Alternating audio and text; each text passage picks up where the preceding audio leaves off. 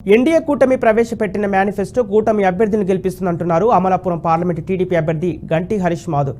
కోనసీమ అభివృద్ధే తమ ధ్యేయమని, కోనసీమకు రైలు కూత వినిపించడమే తమ అజెండా అని అన్నారు. రాష్ట్ర ప్రజల బతుకులు మారాలంటే కూటమి అధికారంలోకి రావాలంటున్నారు. ఏపీ అభివృద్ధి తమ ధ్యేయమంటూ ప్రజలకు తీసుకుపోతున్న హరీష్ మాధుర్తో మా తూర్పు గోదావరి జిల్లా correspondent Appaji face to face. సార్వత్రిక ఎన్నికల్లో పోటీ చేస్తున్న అభ్యర్థులు తమ ప్రచారాన్ని ముమ్మరంగా కొనసాగిస్తున్నారు. ప్రధానంగా వైఎస్ఆర్ కాంగ్రెస్ పార్టీ ఎన్డీఏ కూటమి చెందిన అభ్యర్థులు నువ్వా నేనా అనే రీతిలో ఇక్కడ ప్రచారం కొనసాగిస్తున్న పరిస్థితి నెలకొంది.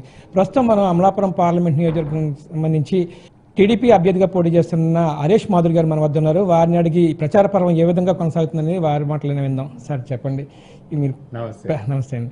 ఈ ప్రచార పర్వం ఏ విధంగా కొనసాగిస్తున్నారు? ఇంటింటి ప్రచారంలో అపూర్వ ఆదరణ లభిస్తుంది, మీకు ఏ విధంగా కొనసాగుతుంది? అంటే నిజంగా చూస్తుంటే అండి, గత ఎన్నికల ప్రచారంలో ప్రతి నియోజకవర్గంలో ప్రజలు భ్రమరంభం మాకు చూపిస్తున్నారు. ఎందుకంటే వాళ్ళు ఈ 5 సంవత్సరాలు విసిగిపోయారు.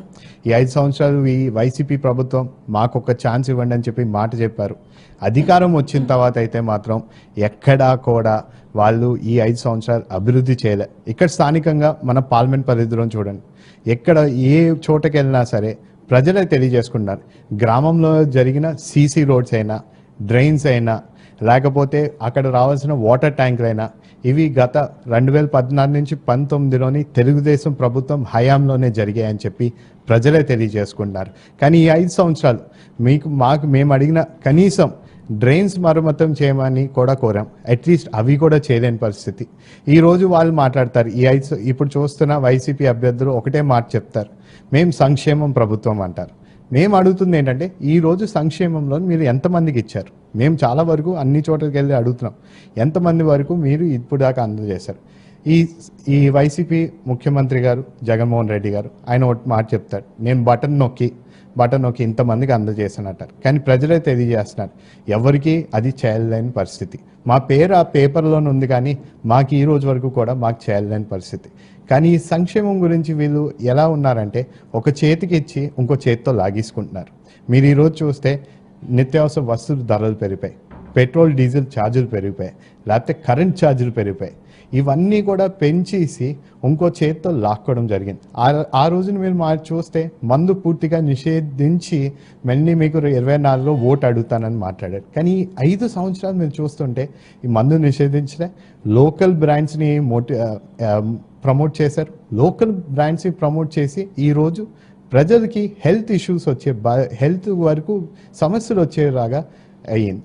అంటే ఈ వైసీపీ ప్రభుత్వం ఏంటంటే ఓట్ల గురించి అన్ని మాటలు చెప్తారు, కానీ ఓట్లు వేసిన తర్వాత మాత్రం ఎక్కడా కూడా ప్రజల పక్షాన పనిచేయలే, అభివృద్ధి చేయలే, లేకపోతే సంక్షేమం కూడా అందచేయలేని పరిస్థితి. ఎన్డీఏ కూటమికి సంబంధించిన మేనిఫెస్టో రిలీజ్ చేయడం జరిగింది కదా, ఈ మేనిఫెస్టో ప్రజలకు ఏ విధంగా ఉపయోగపడుతుంది?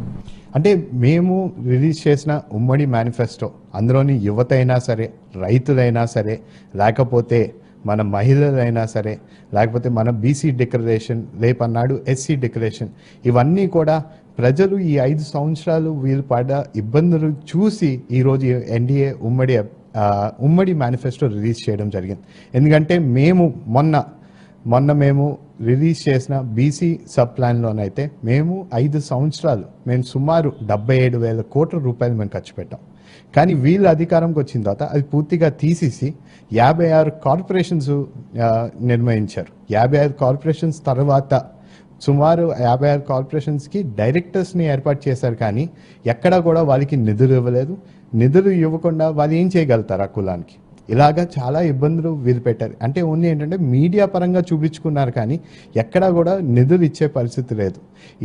ఇవన్నీ గమనించి రేపన్నాడు మేము ప్రజలకు ఒకటే తెలియజేస్తాం, రేపు మళ్ళీ బీసీ సబ్ ప్లాన్ ఏర్పాటు చేస్తాం.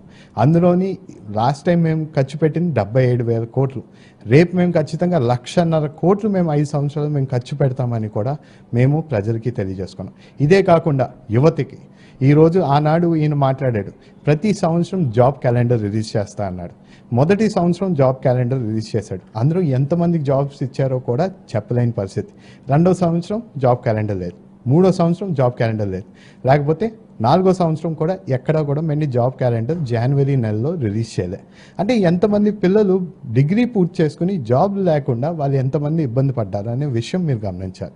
మేము కూడా ఒకటే తెలియజేసుకున్నాం, రేపన్నాడు అధికారంకి వచ్చిన తర్వాత ఖచ్చితంగా 25 లక్షలు జాబ్లు ఏర్పాటు చేసే 5 సంవత్సరాల్లో ఇప్పించే బాధ్యత మేము తీసుకుంటామని కూడా మేము ప్రజలు తెలియజేసుకున్నాం.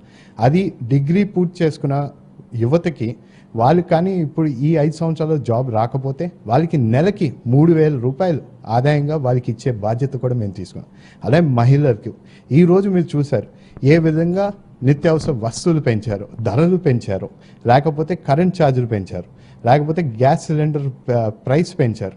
మేము వాళ్ళందరికీ కూడా తెలియజేస్తున్నాం ఖచ్చితంగా కరెంట్ ఛార్జీలు మాత్రం మేము పెంచకుండా బాధ్యత మేము తీసుకుంటామని. అలాగే మహిళలకి ఉచితంగా 3 గ్యాస్ సిలిండర్ సంవత్సరానికి ఇచ్చే బాధ్యత మాదని. అలాగే మేము వాళ్ళకి రేపు 18 సంవత్సరాలు పూర్తయిన మహిళలకి ఖచ్చితంగా వాళ్ళకి 1,500 రూపాయల ఆదాయం ఇస్తామని చెప్పి నెలకి. అలాగే వీళ్ళు మాట్లాడిన అమ్మఒడి అధికారం ముందైతే మాత్రం ఒకే మాట తెలియజేశారు, ఇంట్లో ఎంతమంది పిల్లలు చదువుకుంటే వాళ్ళకి 15,000 రూపాయలు ఇస్తామని మాట్లాడారు. కానీ అధికారంకి వచ్చిన తర్వాత ఇంట్లో ఎంతమంది చదువుకుంటా సరే కానీ మేము ఇచ్చేది ఒక్కరికే అని చెప్పి మాట మార్చారు. మేము తల్లికి వందనం అనే పథకంని ఇంట్రడ్యూస్ చేసి రేపన్నాడు ఇంట్లోని ఎంతమంది పిల్లలు చదువుకున్నా వాళ్ళకి 15,000 రూపాయలు ఇచ్చే బాధ్యత మేము తీసుకుంటాం. అలాగే రైతులకి కూడా 20,000 రూపాయలు ఇచ్చి వాళ్ళకి ఆదాయం వాళ్ళకి సపోర్ట్ చేసే బాధ్యత మేము తీసుకుంటామని ఇలా చాలా అంశాలు మేము రిలీజ్ చేసాం. ఇందులోని అన్నిటినీ కూడా ప్రజల పక్షాన పడుతున్న సమస్యలు చూసి మరీ రిలీజ్ చేసిన ఈ వెల్ఫేర్ స్కీమ్స్. రేపన్నాడు వాళ్ళు ఒక్కటే తెలియజేసుకున్నా, వీళ్ళందరూ చాలామంది అడిగారు మమ్మల్ని ఎలాగ మీరు ఇన్ని వెల్ఫేర్ స్కీమ్స్ ఇస్తారన్నారు, చూస్తే మన రాష్ట్రం అప్పుల పాలైంది అంటారు. కానీ మేము ఒకటే చెప్పాం, ఎప్పుడైనా సరే మొన్న రాష్ట్రం విడిపోయిన తర్వాత తెలంగాణ ఆంధ్రప్రదేశ్ అయిన తర్వాత అప్పుడు ఆంధ్రప్రదేశ్ చాలా వెనక్కి పడిపోయింది. కానీ ఆనాడు కూడా ఎస్సీ సప్లాన్ అయినా సరే, బీసీ సప్లాన్ అయినా సరే, వెల్ఫేర్ స్కీమ్స్ అయినా సరే అన్నీ ఇవ్వడం జరిగింది. ఏకైక కారణం ఏంటంటే అప్పులు తెచ్చి మేమైతే చేయలే, మేము ఎలాగైనా వేరే మార్గాలు ఆదాయం సృష్టించే బాధ్యత తీసుకుని అప్పుడు మనం ఈ వెల్ఫేర్ స్కీమ్స్ ఇస్తూ దీంతో పాటు అభివృద్ధి కూడా చేసాం, గ్రామంలో సీసీ రోడ్స్ అయినా అన్నిటినీ. కానీ వీళ్ళ అధికారంకి వచ్చిన తర్వాత పూర్తిగా సంక్షేమం మీద వెళ్ళి ఈరోజు రాష్ట్రాన్ని అప్పులు పాలు చేశారు. కానీ రేపన్నాడు అధికారంకి వచ్చిందంటే మళ్ళీ ఆ ఆదాయం తీసుకొచ్చే బాధ్యత మేము తీసుకుంటాం. ఎందుకంటే గతంలోనే విడిపోయినప్పుడు కూడా ఆదాయం సృష్టించాం, రేపన్నాడు సృష్టించడానికి మరి నారా చంద్రబాబు నాయుడు గారు ఖచ్చితంగా కృషి చేస్తారు, సాధిస్తారు కూడా అని చెప్పి ప్రజలు తెలియజేస్తారు. మీ తండ్రి గారు లోక్సభ స్పీకర్గా పనిచేసిన కాలం నుంచి కూడా కోనసీమలో చాలా వరకు పెండింగ్ ప్రాజెక్టులు ఇంకా అలాగే కొనసాగుతున్నాయి. వాటిని ఏ విధంగా మీరు పరిష్కరించబోతున్నారు? నేను ప్రజలందరికీ ఒకే మాట తెలియజేసుకున్నానండి. మా నాన్నగారు ఎక్కడికి వెళ్ళినా సరే మా ప్రజలు అమలాపురం పార్లమెంట్ పరిధిలో ఉన్న ప్రజలందరికీ కూడా ఒకే మాట తెలియజేస్తాను, మా నాన్నగారు ఆశయాలు ఆనాడు ఆయన నెరవేరిన ఆశయాలను అన్నింటినీ కూడా పూర్తి చేసే బాధ్యత నేను తీసుకుంటానని.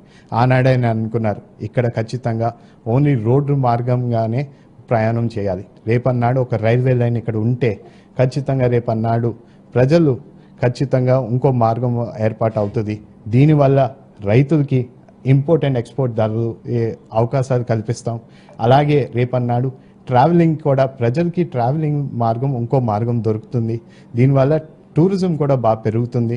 ఈ విషయాల వల్ల వాళ్ళందరికీ తెలియజేసుకున్నారు. మా నాన్నగారు ఆశయాలు ఆనాడు అనుకున్న కోనసీమలో అభివృద్ధి, అలాగే ఈ రైల్వే లైన్ అనేది ఇవన్నిటినీ కూడా పూర్తి చేసే బాధ్యత మేము తీసుకుంటామని ప్రజలకే తెలియజేస్తాం. ప్రధానంగా చూసుకున్నట్లయితే కోనసీమ ప్రాంతంలో చౌరు నిక్షేపాలు ఎక్కువగా ఉన్న ప్రాంతం, ఈ ప్రాంతం నుంచి ఇతర ప్రాంతాలు తరలిస్తున్నారు కాబట్టి రాయల్టీ ఇక్కడ ఖర్చు పెట్టలేని పరిస్థితి ఉందని చెప్పేసి పలు ఆరోపణలు ఉన్నాయి.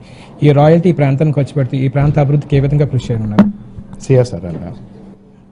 సో మీకు ఇక్కడ ఈ ప్రాంతంలోని మీకు చాలా వరకు ONGC as well as Vedant ఇలాంటివి ప్రముఖ వ్యవస్థలు ఇక్కడ ఉన్నాయి. కానీ వీళ్ళు లోకల్ ఎంప్లాయ్మెంట్ అనేది బాధ్యత తీసుకోవట్లేదు. ఈరోజు చాలా వరకు కూడా ఇక్కడ చాలామంది యువత ఉంది, కానీ వీళ్ళకి లోకల్ ఎంప్లాయ్మెంట్లో అవకాశం కల్పించట్లేదు. నేను యువతకి ఒకే మాట ఇచ్చాను, రేపన్నాడు అధికారంకి వచ్చిన తర్వాత మ్యాక్సిమం లోకల్ ఎంప్లాయ్మెంట్కే జాబ్స్ ఇప్పించే బాధ్యత నేను తీసుకుంటానని. దీంతోపాటు ఈ వ్యవస్థలు ఈ ప్రాంతంలో పనిచేస్తున్నప్పుడు వాళ్ళు సిఎస్ఆర్ ఫండ్స్ అనేది మ్యాక్సిమం యూటిలైజేషన్ ఈ ప్రాంతంలో చేయాలి, ఈ గ్రామ అభివృద్ధిలో చేయాలి. ఇలాంటి బాధ్యత వాళ్ళు తీసుకోవట్లేదు. దీన్ని నేను ఖచ్చితంగా ట్రాన్స్పరెంట్గా పెట్టి రేపన్నాడు మేజర్ స్టేక్ సిఎస్ఆర్ ఫండ్స్ ఇక్కడే ఖర్చు పెట్టేలాగా బాధ్యత మేము తీసుకుంటాం. ప్రధానంగా చూసుకున్నట్లయితే ఈ అమలాపురం పార్లమెంట్ నియోజకవర్గానికి ప్రజానికానికి ఏ విధంగా పిలిపి ఇవ్వబోతున్నారు? అమలాపురం పార్లమెంట్ ప్రజలందరికీ కూడా నేను ఒక్కటే తెలియజేసుకుంటానండి. మీరు ఆనాడు మా నాన్నగారు జిఎంసి బాలయోగ్ గారిని మీరు అందరూ చూశారు. అలాగే ఎప్పుడైనా సరే ఈ ప్రాంతంలోని అభివృద్ధి అయితే మాత్రం పూర్తిగా తెలుగుదేశం ప్రభుత్వం అధికారంలోనే జరిగింది. మీ అందరినీ ఒకటే కోరుకుంటున్నా, రేపన్నాడు రాబోతున్న తెలుగుదేశం, జనసేన, బీజేపీ ఎన్డీఏ ఉమ్మడి ప్రభుత్వానికి మీరందరూ సహకరించండి. రేపన్నాడు మన గ్రామ సమస్యలైన, మన పార్లమెంట్ పరిధిలో జరగాల్సిన అభివృద్ధి అయినా ఖచ్చితంగా ఈ ఎన్డీఏ సర్కార్లోనే జరుగుతుందని మీ అందరికీ తెలియజేసుకుంటూ మిమ్మల్ని కోరేది ఏంటంటే మే 13న మీ ఓటు వినియోగించుకోమని ప్రజలందరినీ కోరుకుంటాను. అమలాపురం పార్లమెంట్ అభ్యర్థిగా పోటీ చేస్తున్న హరీష్ మాథుర్ తన ప్రచారం విస్తృతంగా కొనసాగిస్తున్నారు. అయితే వైఎస్ఆర్ కాంగ్రెస్ పార్టీకి చెందినటువంటి ఇక్కడ ప్రజా వ్యతిరేకతే తనకు అనుకూలంగా మలుచుకుంటున్నామని, అయితే ఎన్డీఏ కూటమికి చెందినటువంటి అభ్యర్థుల విజయానికి ప్రజానికం బ్రహ్మరథం పడుతున్నారని చెప్పేసి హరీష్ మాథుర్ చెప్తున్నారు. కెమెరా పర్సన్ శ్రీనివాస్తో అప్పాజీ, బీఆర్కే న్యూస్, కాకినాడ నుంచి.